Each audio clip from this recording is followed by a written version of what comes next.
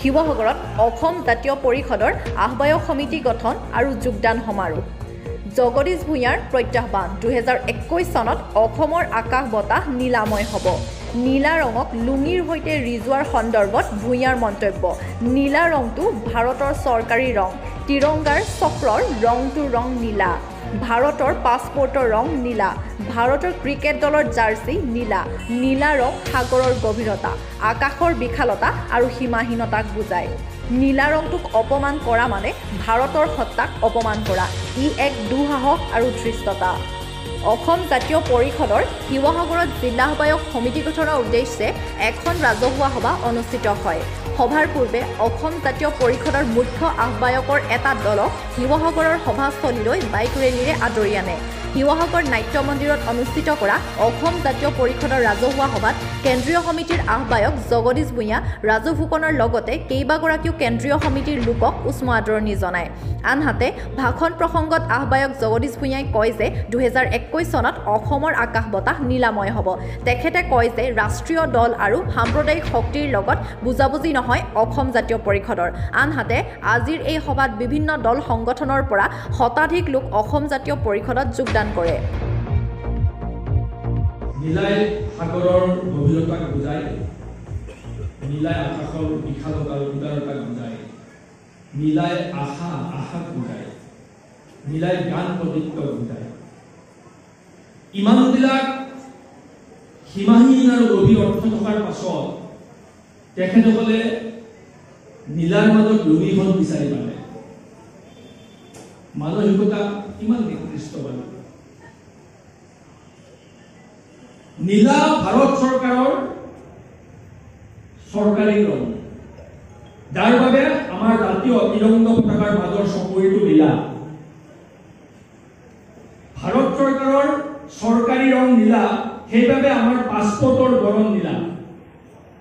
সেইবাবে ভাৰতৰ ক্ৰিকেট টিমে নীলা জাৰ্চি পৰিধান কৰে, কাৰণ বৰণ আমাৰ চৰকাৰী বৰণ নীলা। এতিয়া অসমৰ দায়িত্বশীল মাননীয় মন্ত্ৰী এগৰাকীৰ বক্তব্যৰ মানদণ্ড আপোনালোকে মন কৰক। যিটো বৰণ চৰকাৰী বৰণ, যিটো বৰণে আমাৰ তিৰংগা, ভাৰতবৰ্ষৰ স্বাভিমান, ভাৰতবৰ্ষৰ মৰ্যাদাৰ প্ৰতিফলন ঘটোৱা তিৰংগা পতাকাৰ মাজত নীলা ৰঙেৰে চকৰিটো অংকন কৰা হয়, যিটো ৰঙেৰে পাছপৰ্টখন আমাক প্ৰদান কৰা হয়, যিটো ৰঙে ভাৰতবৰ্ষৰ সভ্যতা আৰু ভাৰতবৰ্ষৰ স্বাভিমান প্ৰতিনিধিত্ব কৰিবৰ বাবে ক্ৰিকেট দলে, ভাৰতীয় ক্ৰিকেট দলে নীলা জাৰ্চি পৰিধান কৰে। সেই নীলা ৰংটোৰ প্ৰতি তেওঁলোকৰ ইমান বিৰাট কিয়? অসম জাতীয় পৰিষদে গ্ৰহণ কৰিছে বাবে হিমন্ত বিশ্ব শৰ্মা ডাঙৰীয়া, সৰ্বানন্দ সোণোৱাল ডাঙৰীয়াক মই মঞ্চৰ পৰাই এটা সকিয়ত দিব বিচাৰো। 2021 চনত অসমৰ আকাশ বতাহ প্ৰতিজন মানুহৰ হৃদয় নীলা হৈ যায়। সেইদিনাখন অসমৰ গেৰুৱা ৰং কোনো বস্তু বিচাৰি নাপাব। চাৰিওফালে কেৱল নীলা আৰু নীলা হ'ব, নীলা ৰঙে সকলোৱে দেখিবলৈ পাব।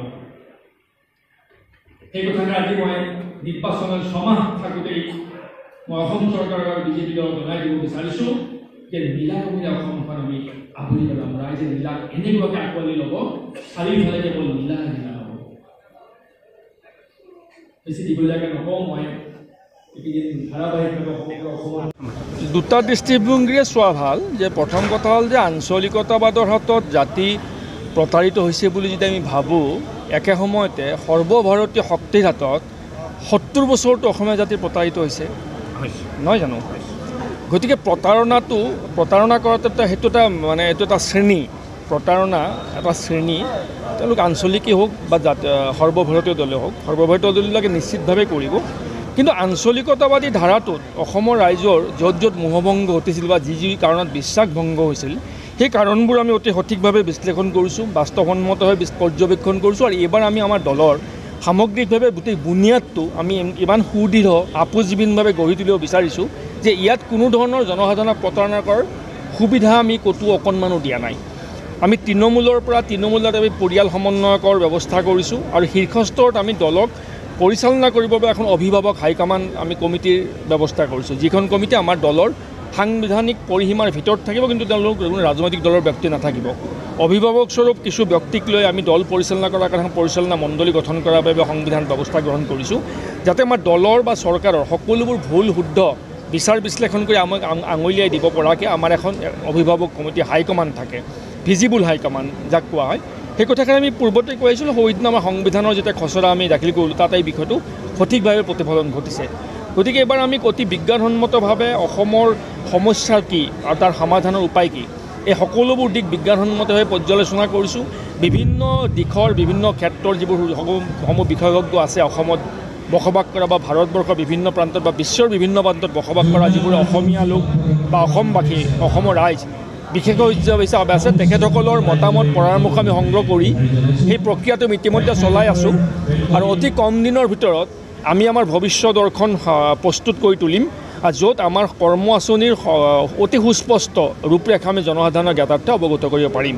গতিকে এইবাৰ আমি অতি সঠিকভাৱে, অতি বিজ্ঞানসন্মতভাৱে আৰু বাস্তৱসন্মত দৃষ্টিভংগীৰে আমি সামগ্ৰিকভাৱে অসমখনক পৰ্যালোচনা বিশ্লেষণ কৰাৰ বাবে ব্যৱস্থা গ্ৰহণ কৰিছোঁ। আমাৰ দলটোৰ আমি জন্মলগ্নৰ পৰা কথা এটা কৈছোঁ যে আমাৰ দলটোৰ আটাইতকৈ ডাঙৰ প্ৰত্যাহ্বান হ'ল যিটো বিশ্বাসহীনতাৰ যিটো পৰিৱেশ, সেইটোৱে আমাৰ জীৱনৰ আমাৰ দলটোৰ বাবে আটাইতকৈ ডাঙৰ প্ৰত্যাহ্বান। আৰু সেই প্ৰত্যাহ্বান মুখামুখি হ'বৰ বাবে আমি সাজু হৈছোঁ আৰু আমি আমাৰ কৰ্মৰ জৰিয়তে জনসাধাৰণৰ মনত আঞ্চলিকতাবাদৰ প্ৰতি বা জাতীয়তাবাদৰ প্ৰতি হেৰাই যোৱা বিশ্বাসবোৰ উভতাই আনিবৰ কাৰণে আমি প্ৰাণ চেষ্টা কৰি আমি গভীৰ আত্মবিশ্বাসী, যিটো অতি কম দিনৰ ভিতৰত আমি আমাৰ কৰ্ম আঁচনিৰ জৰিয়তে আমাৰ চিন্তাধাৰাৰ জৰিয়তে, চিন্তা চেতনাৰ জৰিয়তে জনসাধাৰণৰ মনত আমি সুদৃঢ় আঞ্চলিকতাবাদ জাতীয়তাবাদৰ বিশ্বাসৰ সোঁত গঢ়ি তুলিব পাৰিম। একে সময়তে সৰ্বভাৰতীয় দলসমূহে যোৱা ৭০ বছৰ স্বাধীনতাৰ পাছৰ সুদীৰ্ঘ কাল অসমৰ জাতিক হত্যাক অপমান কৰি আহিছে, অসমে জাতীয় হত্যাক প্ৰবঞ্চনা কৰি আহিছে, প্ৰতাৰণা কৰি আহিছে। আমি যদি ৭০ বছৰীয়া প্ৰতাৰণা সহি আমি সৰ্বভাৰতীয় দলক ভোট দি থাকিব পাৰোঁ বা আমি মনঃপূত দল বুলি গ্ৰহণ কৰিব পাৰোঁ, আঞ্চলিকতাবাদী সত্তাটোত ক'ৰবাত কোনোবাই ত্ৰুটি বিচ্যুতি কৰিছে বাবেই সামগ্ৰিকভাৱে আঞ্চলিকতাবাদ আৰু জাতীয়তাবাদৰ প্ৰতি বিশ্বাস হেৰুৱাই পেলাম, সেইটো উচিত নহ'ব। গতিকে আমি বিশ্বাস আস্থা ক'ৰবাত ৰাখিবই লাগিব। বিশ্বাস আৰু আস্থা অবিহনে এজন মানুহ বা কোনো সমাজৰ ভৱিষ্যতে কেতিয়াও থাকিব নোৱাৰে। ভৱিষ্যতৰ আধাৰেই হ'ল বিশ্বাস আৰু আশা। আশাৰ আধাৰতে আমাৰ ভৱিষ্যত গঢ় লৈ উঠে। গতিকে আমি যিটো আশাৰ আধাৰত আমি সমাজ ব্যৱস্থা, সমাজৰ ৰাইজ, অসমৰ ৰাইজে নিজৰ জীৱন নিৰ্বাহ কৰি আছে, একে আশাৰ আধাৰত আমি আমাৰ ৰাজনৈতিক বুনিয়াদ গঢ়িছোঁ, য'ত জনসাধাৰণে নিজৰ মনেৰে ভবা সকলোবোৰ কথা, সকলোবোৰ দৃষ্টিভংগী, সকলোবোৰ দিশ স্পষ্টভাৱে প্ৰতিফলন ঘটাটো দেখিবলৈ পাব। আচলতে কথাটো এনেকুৱা, তেখেতৰ মাননীয় মন্ত্ৰী হিমন্ত বিশ্ব শৰ্মা ডাঙৰীয়াৰ বক্তব্যৰ উত্তৰ দিবলৈ আচলতে মই অতি বেয়া পাওঁ। কাৰণ কথাটো হ'ল যে আমাৰ আজিৰ সমাজ ব্যৱস্থাত ৰুচিবোধৰ যিটো নিম্নগামিতা, সেই নিম্নগামিতা এনেকুৱা এটা পৰ্যায়লৈ গৈছে যে জনসাধাৰণে এনেধৰণৰ চিপ কথাবোৰ, এনেধৰণৰ অতি সস্তীয়া কথাবিলাকৰ ওপৰত ৰাজনৈতিক নেতাবিলাকে কথা পাতি থকাটো নিবিচাৰে।